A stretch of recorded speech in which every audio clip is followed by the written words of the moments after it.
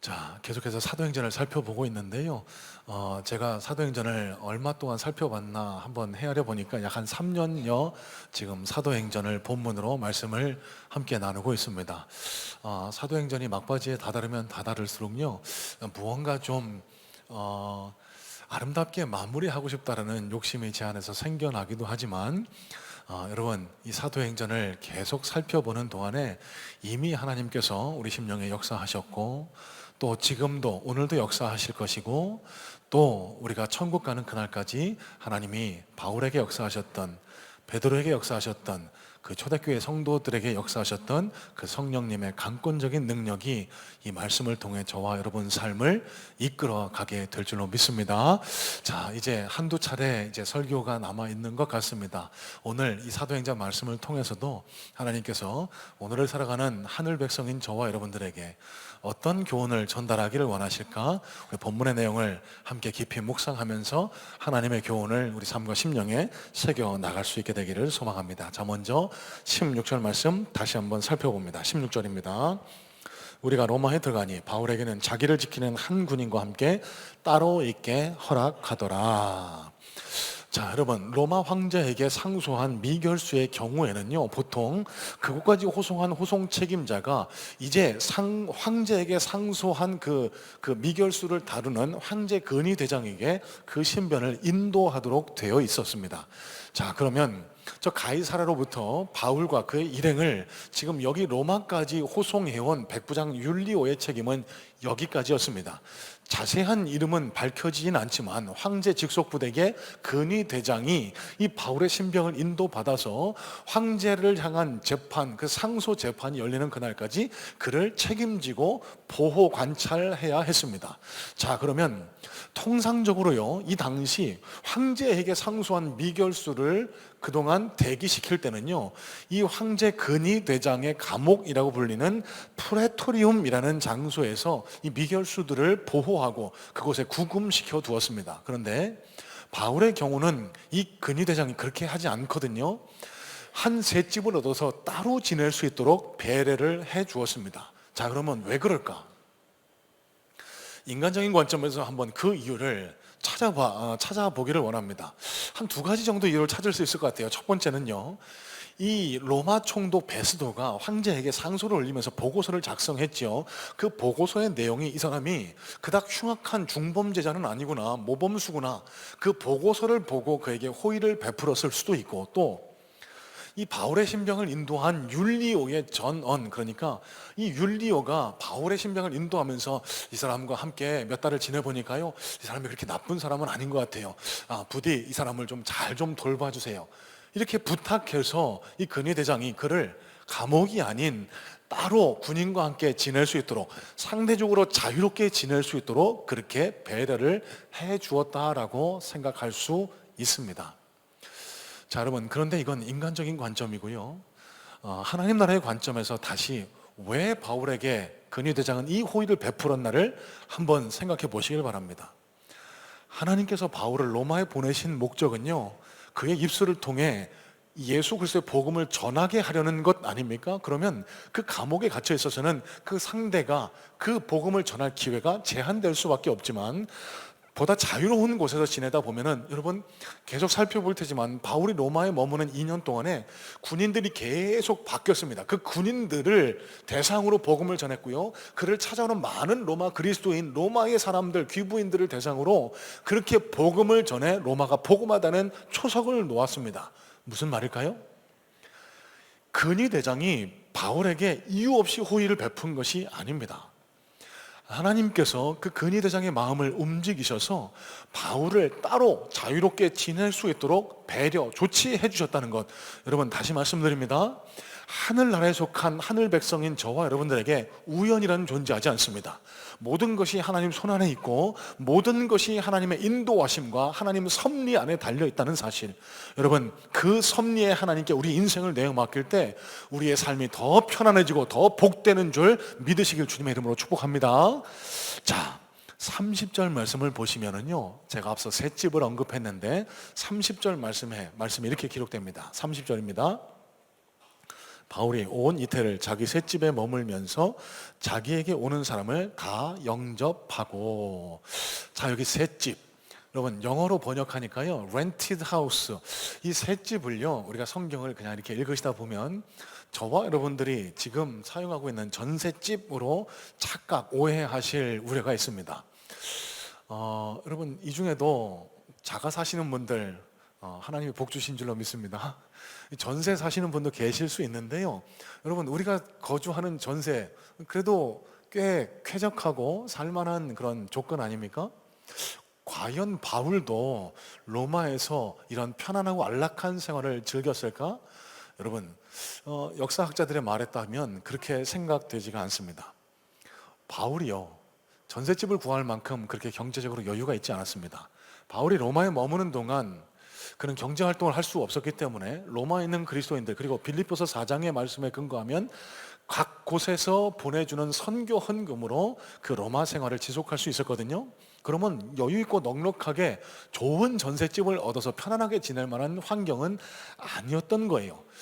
여러분 이 당시 역사학자들에 따르면요 이 전셋집은 싸구려 헛간이라고 이해하는 게 맞다고 그렇게 주장합니다. 무슨 뜻일까? 로마 한복판에는요 고관 대작들이 머무는 화려한 주택들이 몰려 있었습니다. 지금의 강남 뭐 이런 것들을 상상하시면 되겠죠. 반대로 조금 그 로마 중심에서 벗어나면 상대적으로 부유하지 않은 좀 빈궁한 중하위층의 사람들이 머무는 장소가 그 로마 외곽에 형성되어 있다고 하는데, 이 로마 외곽에 거주하고 있는 이 사람들의 생업 대부분이 농업이나 목축업, 그래서 싸구려 헛간을 부속 건물로 두고 있는 거주 형태가 많이 있었다라고 해요. 바울이 거주했던 이 셋집은요 로마 외곽에 비교적 가난한 동네의 싸구려 헛간일 것이다 라는 것이 성경학자들, 역사학자들의 주장이라는 사실입니다. 자, 그러면 바울이 누구의 감시도 없이 안락하고 쾌적한 전셋집에서 편안하게 로마 생활을 즐겼던 것은 아닐 걸로 판단이 됩니다. 또 더군다나 20절 말씀을 보시면 바울이 쇠사슬을 차고 있었다라고 성경은 기록을 하거든요. 자, 여러분 이 쇠사슬의 의미를 조금 자세히 살펴볼 필요가 있습니다. 저 사도행전 26장에서 바울이 아그리빠 앞에 선 청문회장에 내가 여러분 앞에 이렇게 결박된 것 외에는 다 나와 같이 되기를 원한다라고 놀라운 믿음의 고백을 한 장면을 만나게 되죠. 사도행전 16장 29절의 말씀입니다. 자, 여기서 결박을 잘못 오해하실 수 있는데요, 이 결박은요 바울이 청문회장에 나오면서 수갑을 찼다거나 포승줄에 꽁꽁 묶여 있다거나 이걸 표현하는 단어가 아닙니다. 영어로는 쇠사슬을 뜻하는 체인이 아니라 구속, 구금을 뜻하는 체인스라고 번역을 하는데 헬라 원문에도 정확히 그렇게 번역이 되어 있습니다. 그러니까 내가 이 가이사라 감옥에 구금되어 있는 형편 외에는 여러분들도 나와처럼 예수 믿는 사람이 되기를 원합니다. 이게 바울의 고백이었던 거예요. 자, 오늘 본문의 상황은 다릅니다. 전셋집에 비교적 자유롭게 머물 수 있도록 배려받았습니다. 그렇다라고 바울이 가고 싶은 곳 마음대로 가고 자기가 하고 싶은 대로 살 수 있도록 무한대의 자유를 허가받았던 것은 아닙니다. 여러분 영화 보시면, 형사물 보시면 이 한 형사가 범인을 잡아서 자기 손목에도 수갑을 채우고 범인의 손목에도 수갑을 채우는 장면을 종종 보실 거예요. 바울의 상황이 이와 같다라고 생각하시면 정확합니다. 그 손목에 쇠사슬이 채워졌는데요, 이 쇠사슬은 헬라 원문으로도 영어로도 체인, 그러니까 물리적인 쇠사슬이 분명합니다. 이 당시 미결수들은요 어떤 거처에 있으면서 도망가지 못하게 이 황제의 근위대들이, 군인들이 그 미결수들을 밀착 감시하고 있었다라고 하는데, 한 쇠사슬은 그 죄수의 손목에 쇠사슬을 채우고요, 다른 한쪽은 이 미결수를 지키는 군인의 손목에 쇠사슬을 채워서 절대 어디로 도망가지 못하게 묶어두는 것이 이 당시 관례였다라고 합니다. 자, 그러면 비록 싸구려 헛간이지만 죄수, 감옥 안에 갇혀 있는 것이 아닌 상대적인 자유를 허가받았던 바울, 하지만 그 손목에는 그의 자유를 구속하는 쇠사슬이 채워져 있습니다. 여러분, 바울이 어떤 심경이었을까요? 하나님, 이게 뭡니까? 기왕에 좀 도와주실 거면 그냥 나 좀 편안하게 좀 지낼 수 있게 이 쇠사슬까지도 안 차게 도와주시지, 왜 이거 이 전셋집 이거는 괜찮은데 왜 여기 쇠사슬 차게 이렇게 나를 구속하게 만드십니까? 바울이 원망하고 불평했을까요? 저는 그렇게 생각하지 않습니다.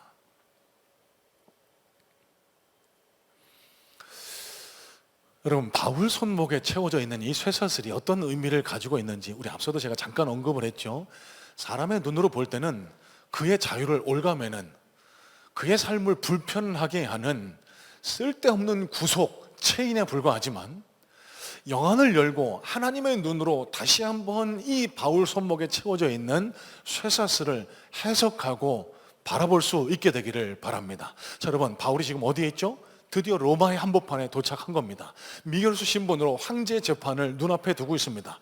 여러분, 이 당시 로마가 어떤 곳이죠? 세계 경제 중심지, 문화의 중심지, 정치의 중심지, 온갖 화려함의 도시가 바로 이 로마였습니다. 여러분, 영화나 여러 고증을 통해서 당시 로마의 모습을 우리는 종종 접하게 되죠. 지금도 많은 관광객들이 찾고 있는 콜로세움, 원형 경기장, 여러분, 이곳에서 무슨 일이 일어섰죠? 검투사들이 생명을 내걸고 싸웁니다. 그 관중들은 그들이 생명을 내놓고 싸우는 것을 즐겨하면서 간식을 먹으면서 박수치면서 즐거워합니다. 사람이 사람을 죽이는 것을 즐거워하면서 그렇게 그들을 즐겼던 장소가 바로 그 원형 경기장 콜로세움이에요. 비단 그뿐입니까? 그리스도인들, 죄수들을 맹수밥에게 그냥 던져주면서 그들이 죽어가는 모습을 희희낙낙 즐기고 있던 곳, 각종 쾌락이 난무하던 곳, 그곳이 바로 향락의 도시 로마의 모습이었습니다. 여러분, 성경에는 자세히 나타나지 않지만 역사학자들에 따르면은요, 이 당시 로마에는요, 성적인 문란과 타락이 극에 달해서요, 여러분, 각종 성병이 이 로마 시민들 사이에 막 들불처럼 번지고 있었다라고 그렇게 고증을 하고 있습니다. 자, 여러분, 제가 무슨 말씀을 드리고 싶을까요? 바울이 이 거대한 타락의 도시, 향락의 도시 로마에 도착을 했던 겁니다. 만약에 바울이 미결수의 신분이지만 자유롭게 로마 시민의 한 사람으로 그 로마에 2년을 보낼 수 있게 되었다라고 한번 가정해 보세요. 무슨 일이 일어났을까요? 에이, 목사님, 걱정도 유분수지. 바울이 노년이라면서요. 다 나이 먹은 어른이 뭘 타락하고 시험에 들겠어요? 아니요, 그렇지 않습니다. 사람의 마음이라는 것은 지난주에도 나왔습니다. 자기가 스스로 노력하지 않으면은 끝간데 없는 탐욕과 끝간데 없는 쾌락을 추구하게 되는 것이 죄성을 가진 인간의 모습 아닙니까? 나이가 들어간다고 해서 세상의 모든 시험과 죄악으로부터 아주 자연스럽게 멀어지고 자연스러워진다? 여러분, 그건 너무 아니란 생각입니다. 자, 이런 맥락에서 사도 바울도 본인의 상태를 고백했죠. 로마서입니다. 오호라 나는 공고한 사람이라다 내 안에 죄의 성이 살아있어서 하나님을 따르고자 하는 그 세 사람과 싸우고 있노라고. 자, 제가 무슨 말씀 드릴까요? 아무리 바울이라도 시험 들 수 있지 않았을까요? 그 화려한 도시에서 나도 좀 즐기고 편안하게 살고 싶어 하는 그런 유혹이 바울을 흔들지 않았을까요? 만약 바울이 자유롭게 되어서 이 도시를 편안하게 지낼 수 있었다라고 하면은 과연 무슨 일까지 이어질 수 있을까? 여러분, 바울이 죄악에 흔들려서 하나님 곁을 떠나고 주의 복음, 주의 사명을 제대로 수행하지 못했다고 하면 여러분, 초대교회는 일어나지 않았을 겁니다. 지금의 기독교는 없었을지도 모르겠습니다. 주의 나라가, 로마가 복음화되는 일은 일어나지 않았을지 몰라요.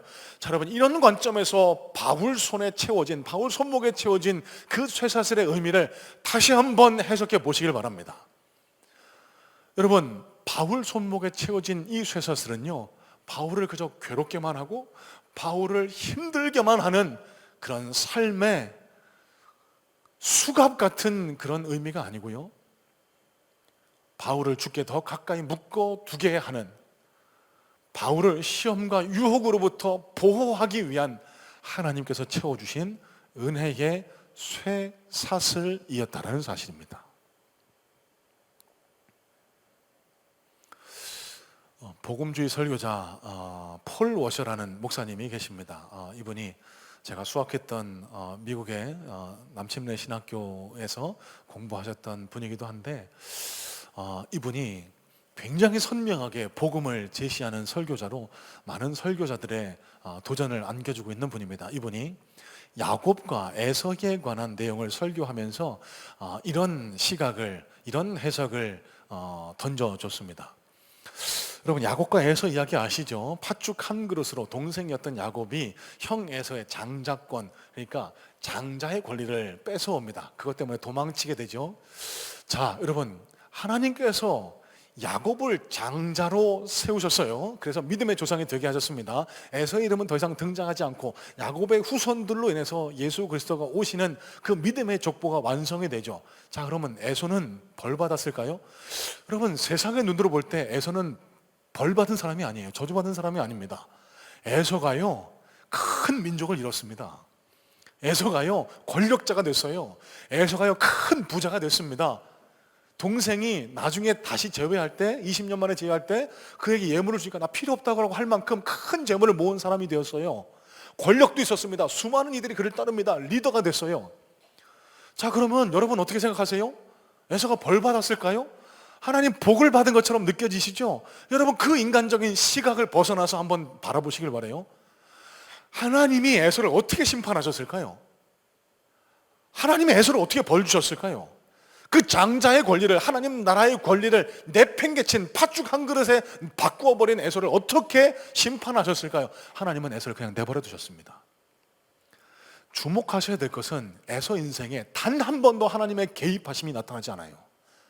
그래서 폴 워션 목사님은 하나님의 심판과 저주가 에서를 향해서 에서가 에서 되게 하심이 하나님의 심판과 저주라고 그렇게 말씀을 하십니다. 자, 반대 야곱을 보겠습니다.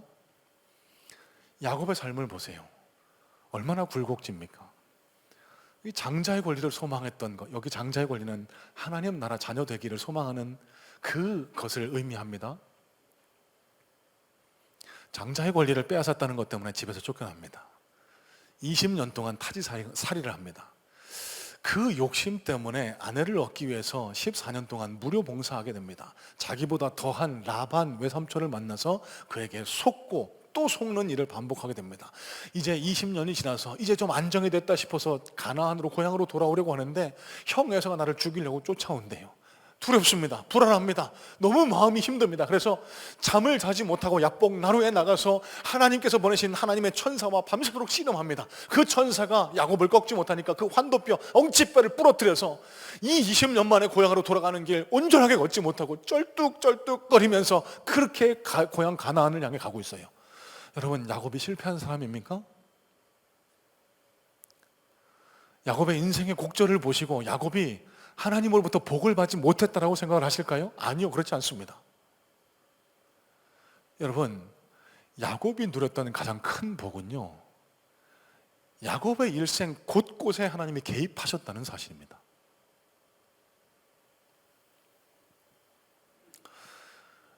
야곱을 성경은요, 속이는 자, 지렁이 같은 자로 표현을 합니다. 야곱이 형으로부터 팥죽 한 그릇, 비록 그 방법은 부정하지만 장자의 권리를 넘겨받았을 때 하나님이 그에게 이렇게 말씀하셨을 겁니다. 야곱아, 네가 비록 지금까지는 속이는 자, 지렁이 같은 자였지만 내가 나의 장막 안에 들어온 이상 내가 너를 변화시킬 것이다. 내가 너를 반드시 믿음의 조상으로 변화시킬 것이다. 시간이 얼마가 걸리더라도 어떤 일이 있더라도 나는 너를 믿음의 조상으로 바로 세울 것이다. 여러분, 이게 하나님의 의지였고요. 그 하나님의 의지가 그 야곱의 삶을 살아가는 곳곳에 작동하고 개입한 결과 야곱이 믿음의 조상으로 우뚝 설 수 있었던 거예요. 자, 뭘 깨달아야 될까요? 여러분, 당신의 백성을 향한 하나님의 목적은요, 하나님의 의지는요, 우리가 부자 되고 우리가 늘 편안하게 살고 우리가 즐기면서 편안하게 사는 것, 여러분, 하나님의 관심은 거기에 있지 않습니다. 자, 폴 워션 목사님의 말씀을 그대로 옮겨보겠습니다. 만약 우리가 하나님께 속한 그분의 자녀라면 하나님의 목표는 우리를 거룩하게 만들어 그리스도의 형상을 닮게 만드는 것입니다. 다시요. 만약 우리가 하나님께 속한 그분의 자녀라면 하나님의 목표는 우리를 거룩하게 만들어 그리스도의 형상을 닮게 만드는 것입니다. 지금 이 자리에도 바울이 손목에 차고 있는 인생의 쇠사슬의 문제 때문에 답답해하고 힘들어하고 계시는 분 계실 줄로 압니다. 어떤 분은 육체의 고통 때문에, 질병 때문에, 어떤 분은 가정의 문제와 자녀의 문제 때문에, 어떤 분은 정신적인 문제와 관계의 스트레스 때문에 힘들다고 괴롭다고 하나님 앞에 매달려 기도하고 계실지 모르겠습니다. 여러분, 하나님 왜 나를 그렇게 괴롭게 하시느냐고 원망하거나 불평하지 마세요. 우리 손목에 매여 있는 그 삶의 쇠사슬은요, 우리를 망하고 우리를 힘들게 하려는 사단의 유혹, 사단의 시험이 아니고요, 그 쇠사슬은 하나님 곁을 더 가까이 다가오게 하시려는 하나님의 뜻, 하나님의 의지가 작동한 은혜의 쇠사슬임을 기억하시기를 주님의 이름으로 축복합니다. 여러분, 그 쇠사슬은요, 우리를 망하게 하거나 우리를 멸망의 길로 이끌지 않아요. 그 쇠사슬은요, 우리가 죄악으로, 시험으로 하나님 곁을 떠나서 세상으로 나아가 우리 삶을 스스로 망치는 것을 방어해주는, 미리 미연에 방지해주는 보호장치의 역할을 하고 있음을 기억하시길 주님의 이름으로 축복합니다.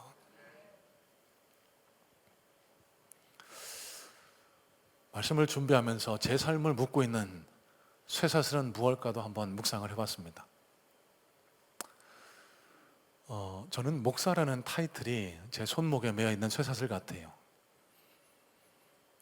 그것도 또 그냥 목사도 아니고 부끄럽고 당당하지 못한 부친으로부터 교회를 물려받아서 목회하는 세습 목사라는 타이틀이 저는 늘 저를 괴롭게 하고 힘들게 하고 제 손목을 잡아 끄는 쇠사슬 되는 것 같습니다.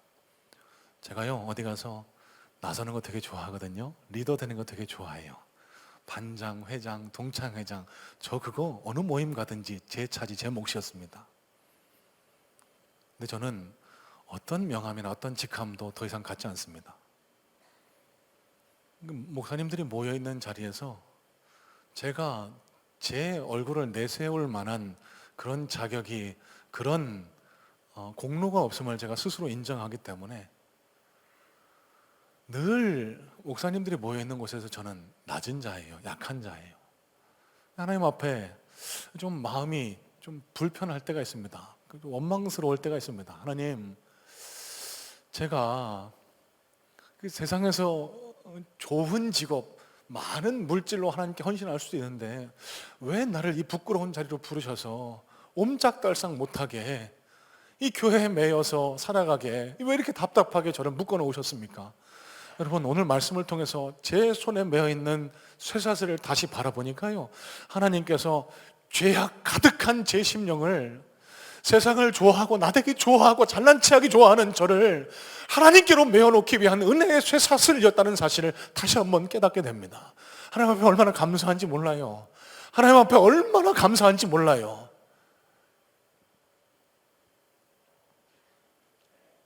여러분, 지금 내 삶을 불편하게 하는 그 삶의 쇠사슬의 문제 때문에 주님밖에 의지할 곳이 없어서 주께로 더 가까이 나간다고, 내가 주님밖에 의지할 곳 없다고 그렇게 주님 앞에 부르짖는 분 계실까요?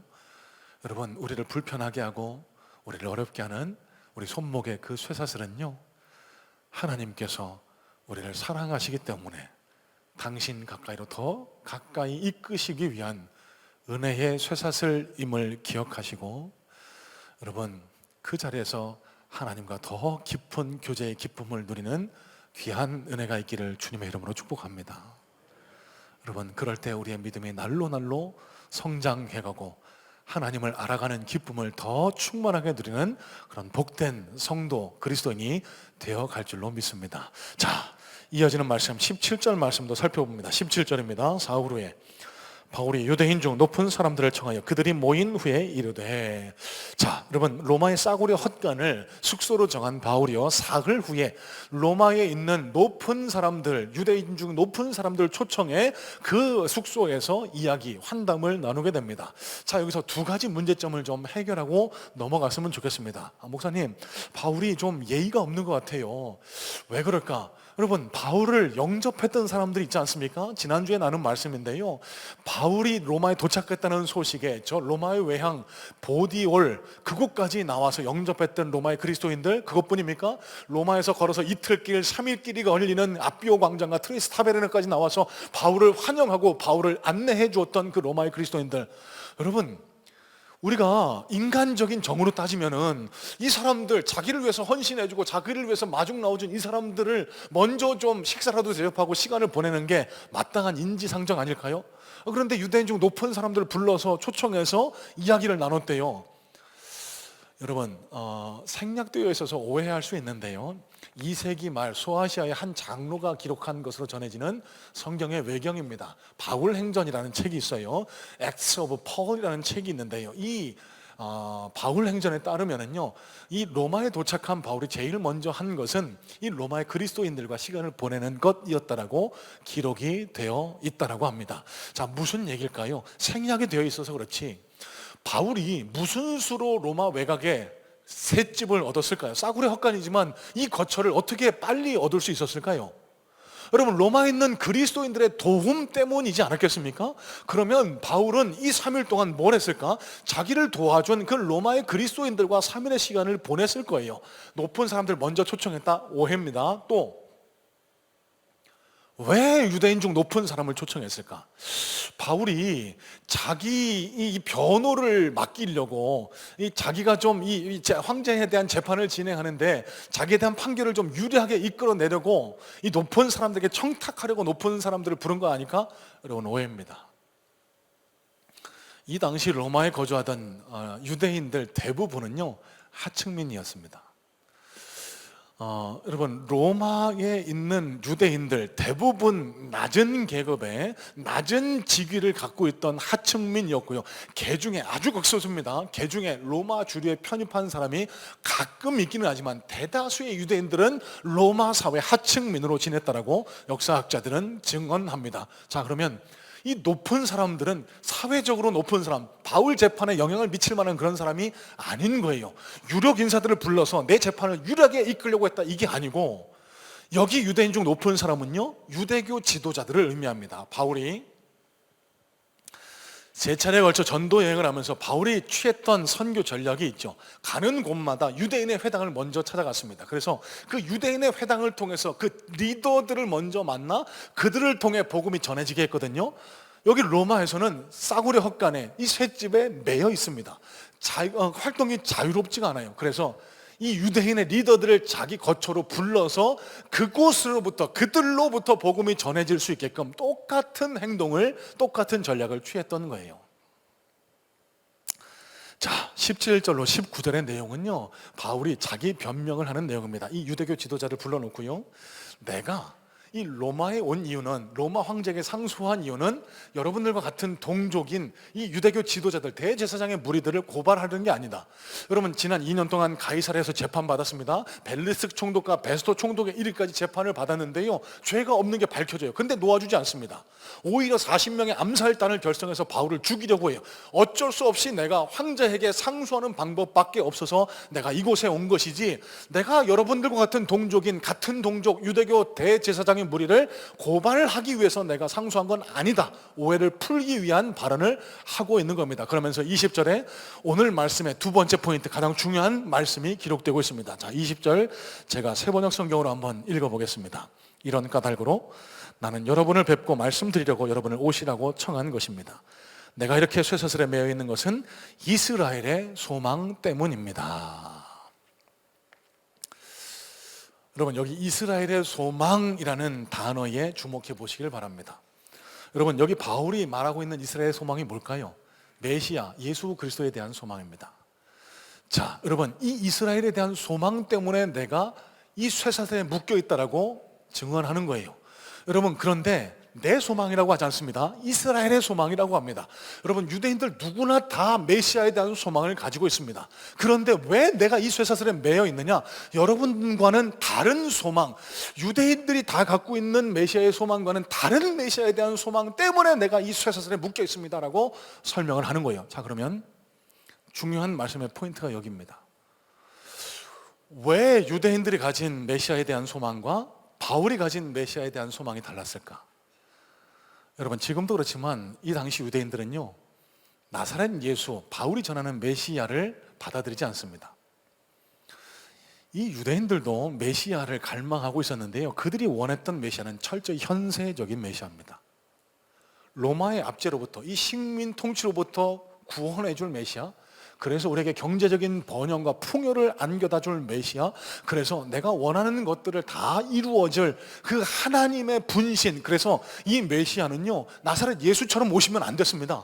하늘에서 구름 타고 백마 타고 하늘을 가르면서 로마 군대를 막 무찌르면서 나타나야 되는 것이 유대인들이 바라던 메시아였습니다. 철저하게 현세적인 문제, 내 문제를 해결해 주기 위한 메시아가 그들이 고대하기 위한 메시아였어요.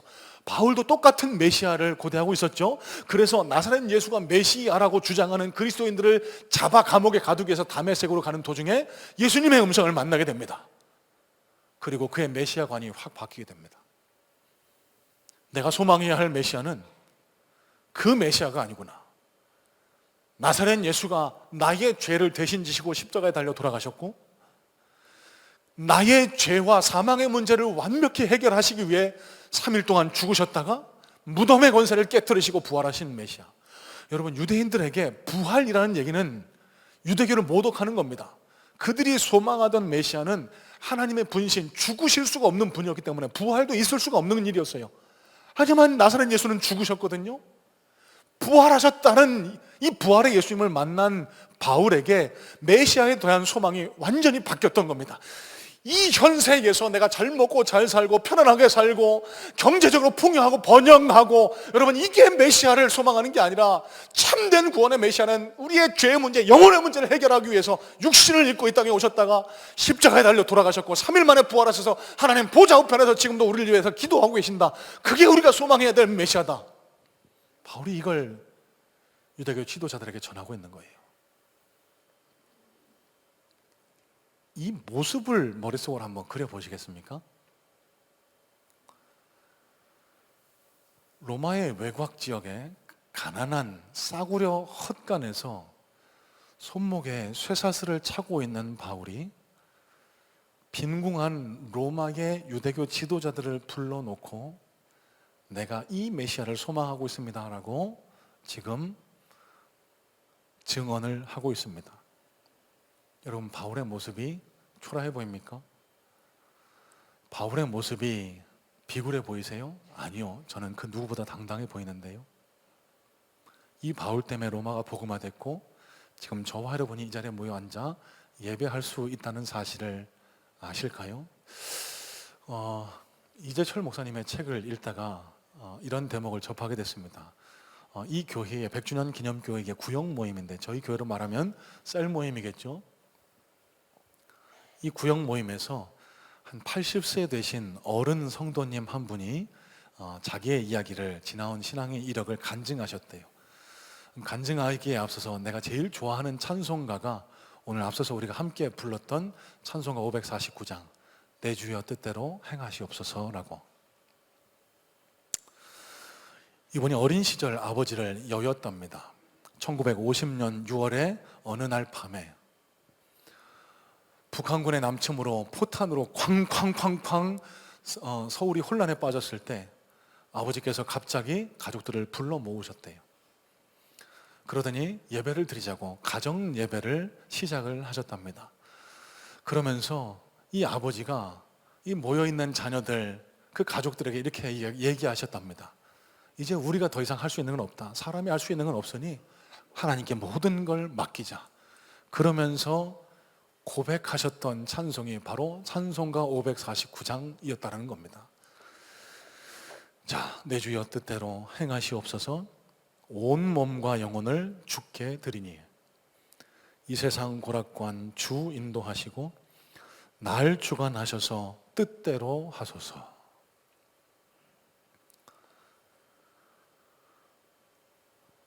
이번에 아버지가요, 며칠 후에 그 집에 떨어진 포탄 때문에 하나님 품에 안기셨대요. 그때 아버지의 나이가 38살, 지금은 80대신 이 성도님의 그때 나이가 12살 어린 소년이었다고 합니다. 이때부터 어떻게 됐을까요? 아버지로부터 물려받은 건 가난이었습니다. 의지하고 자기를 보호해 주어야 할 아버지를 먼저 품에 떠나보내고, 하나님 품에 떠나보내고 가난하게 힘들게 어려운 삶을 살아갈 수밖에 없었는데, 이분이 간증하시는 것은요, 일평생 살아오는 동안 여러 가지 시험이 있었고 유혹이 있었다고, 내가 곁길로 빠질 때도 있었고 여러 가지 시험 때문에 어려움 당할 때도 있었지만 지금까지 나를 지탱해 줬던 건, 지금까지 나를 주께로 인도해 줬던 건 그때 포탄이 쾅쾅 하고 떨어지던 날 우리를 불러 모아놓고 부르시던 그 아버님의 찬양이라고. 내 주여 뜻대로 행하시옵소서. 하나님, 이제 우리는 더 이상 할 것이 없으니 주님께서 우리 가정을 인도해 달라고. 하나님, 나는 할 것이 없으니까 내 아이들, 내 자녀들 주님 손에 맡겨드린다고. 그 아버지의 찬송이 일평생 자기의 심령을 붙들었다라고 그렇게 고백을 하세요. 그러면서 자신에게 가난밖에 물려주지 않은 아버지였지만 자기는 그 아버지가 너무 자랑스럽고 너무 사랑한다고.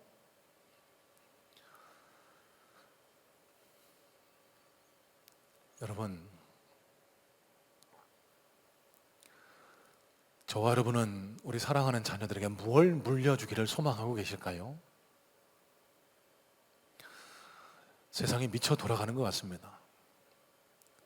이 부모가 자녀에게 편안한 삶을 물려주기 위해서 온갖 부정과 악행과 불법을 마다하지 않는 사회, 남들 위해 군림하기 위해서 성적을, 기록을 조작하고 바꾸는 그런 불법과 조작도 마다하지 않는 사회. 그래서 어떻게 해서든지 네가 남들 위에 서서 편안한 삶을 살면 그게 곧 행복이라고 가르치는 사회. 여러분, 이게 지금 작금의 사태 아닙니까? 하늘나라에 속한 하늘 백성인 저와 여러분마저 그렇게 돼서야 이 사회에 무슨 소망이 있겠습니까? 여러분, 오늘 우리가 깨닫기를 원하는 것은요, 이제 내주부터 다음 주부터 가정의 달을 맞이하게 됩니다. 여러분, 우리 성문의 가정들이 하나님 앞에서 믿음으로 온전히 바로 서기를 간절한 마음으로 소원해요. 그러기 위해서 우리가 작정해야 될 게 있습니다. 특히 부모님들, 여러분, 우리 사랑하는 자녀에게 뭘 물려주길 원하세요? 돈? 풍요로운 생활? 여러분, 그런 것들로는 우리 자녀를 편안한 삶으로, 행복한 삶으로 이끌 수 없다는 사실을 오늘 깨닫고 돌이키시기를 주님의 이름으로 축복합니다. 여러분, 제가 소원하는 바도 그예요. 얘들아, 아빠는 너희들보다 먼저 하나님께로 갈 텐데 너희가 어려울 때, 너희가 힘들 때, 너희가 고통스러울 때 내가 도와주지는 못하지만 하나님이 널 도와주실 거야. 하나님이 네 눈에서 나는 눈물 닦아주실 거고, 하나님이 네 앞길도 책임져 주실 거고, 하나님이 나와 다시 만날 그 천국까지 하나님이 네 앞길을 인도해 주실 거야. 여러분, 자녀를 향한 평생의 소원이 바로 그겁니다.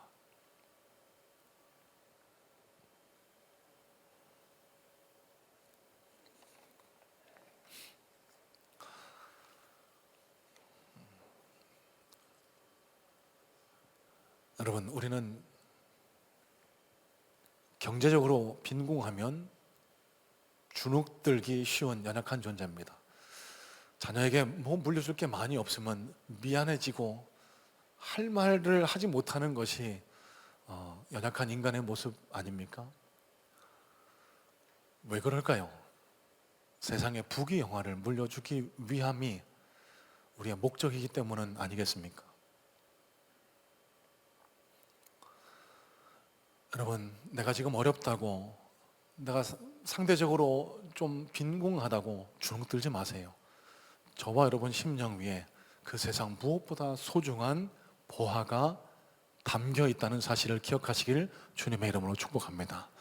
그리고 그 예수 그리스도라는 보화를 우리 사랑하는 자녀들에게, 내 이웃의 분들에게 아름답게 당당하게 전달하는 삶을 살아가실 때 하나님께서는 저와 여러분의 삶을 더 아름다운 삶으로, 더 복된 삶으로 인도하시고 더 큰 은혜를 허락해 주실 줄로 믿습니다. 자, 여러분, 오늘 말씀 기억하시길 바랍니다. 우리 손목에 채워진 쇠사슬은 우리를 망하게 하는 쇠사슬이 아니라 우리를 더 형통케 하고 주님의 뜻을 이루려는 쇠사슬임을 기억하시고, 그 은혜의 쇠사슬의 이끄심을 따라서 우리 사랑하는 자녀들과 우리 믿음의 식구들에게 이 아름다운 믿음의 유산을 전달하기 위한 삶을 한 날 한 날 살아가시는 우리 복된 성문의 성도님들 다 되시기를 예수님의 이름으로 축복합니다.